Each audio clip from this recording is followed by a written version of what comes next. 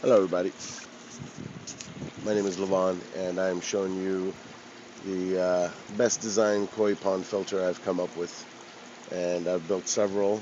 I have a couple of videos of my own on one that took out all the algae in it, but this one seems to be the best, and I've spoken, or I've left some comments on some of the people whose videos I've watched, and I've given them some credit for their design. I've tweaked mine a little bit so it works slightly different. My bottom feed drain comes from the side. So anyways, I'll show you how it works. I got my, this thing was super green and just nasty, full of algae, and my in-pond filters that I have were super caked with algae. And the funny thing is they're good for 1,000 gallons each, and I put 2 of them in there and they seem to get blocked up real fast. So that wasn't a solution for me, and I said, you know what, I'm going to go overkill, and so I did, and here we go. This is my 2,000 gallon per hour pump, pumping up into a street 90, and it's going in, and it's quickly coming out this way. Now over here is the main shutoff. It tees off with a 1-inch going back, another shutoff to my ultraviolet filter, and then back into the pond. Most of the water is going to come this way. And I used 45, and I went in to this 2-inch Uniseal right here at the bottom of this high density polyethylene number 2 barrel. And inside here on my previous video, if you see, it is a downward facing shower drain. I took the adjustable part out. This is the part that you screw out, the actual drain with the hex head and all that. Take that out, and on the perimeter you'll see 4 little tablets, basically 4. It looks like it was printed out with the mold. I drilled and I put 4 stainless steel bolts in there, and I elevated the drain facing downwards off the bottom by about 1 inch. At that time, I built an air manifold, which is how you're going to clean this filter out, in a square and then a hexagon, and I connected it with the T and then another T, which is the air that's going to be pumped down into it to flush the system. Anyways, downward facing shower drain facing down. I put my air manifold, and then I put milk crates. I cut out milk crates so it fits this diameter, and I put it heavy-duty plastic milk crates.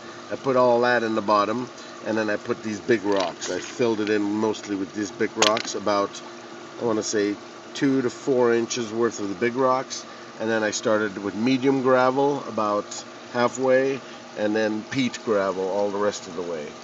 And I'll tell you, in less than 12 hours before I had to leave town, I came out here and I looked at the water, and it was very clear. I could see my black koi fish at the very bottom, and I couldn't even see the tip of my finger, about 3 to 4 inches underneath the water surface.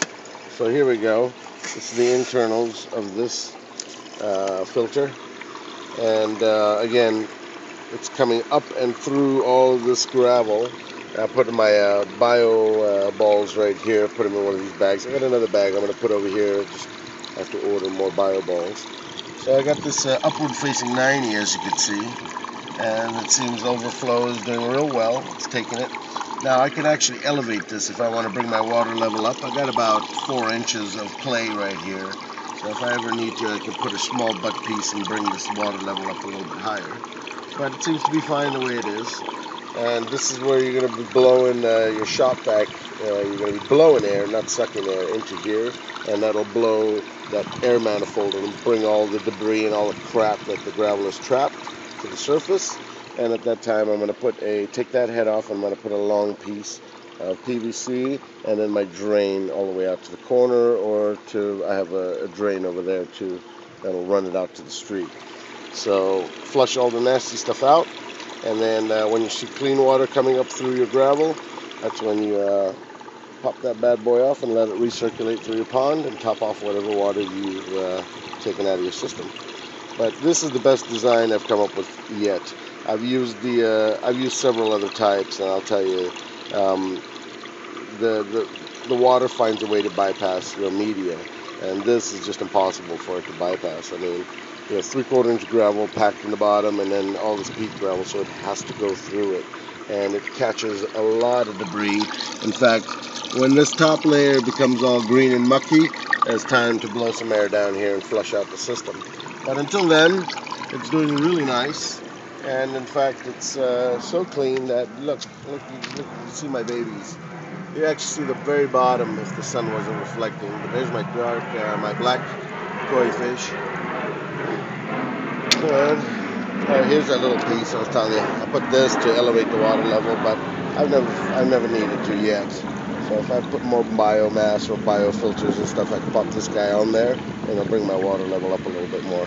Or when I'm flushing it, I can always put this and a cap on it, make sure none of that nasty water gets back in there. And once it's all nasty and flushed, I could put that long extension and flush the system out. Okay. Oh, I forgot to tell you. There's a return. As it overflows, it actually drops here, which I like because it's splashing. You can actually hear it oxygenating. And then I hear it right here. It comes over and it drops again. And again, you can hear all that.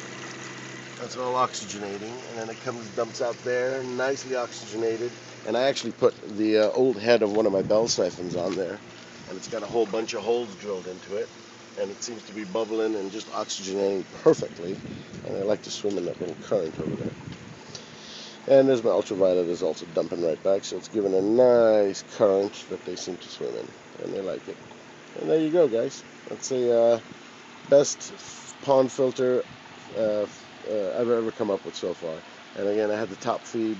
I had the other system where this was basically a T, and it ran all the way down, and I was filtering through here. Water had to go down and then back up the T in that way.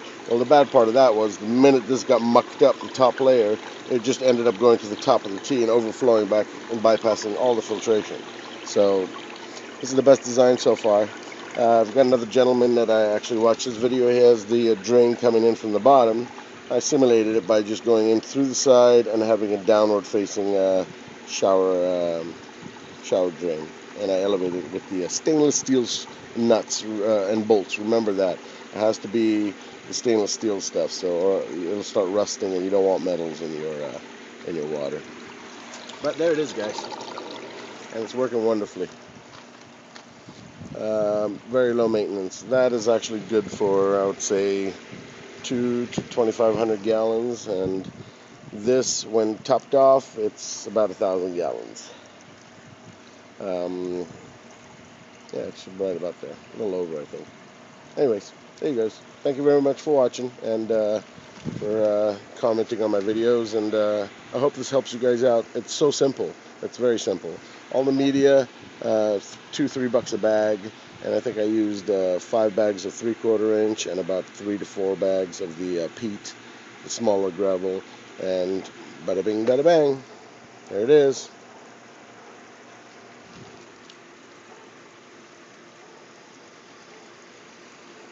Thank you for watching.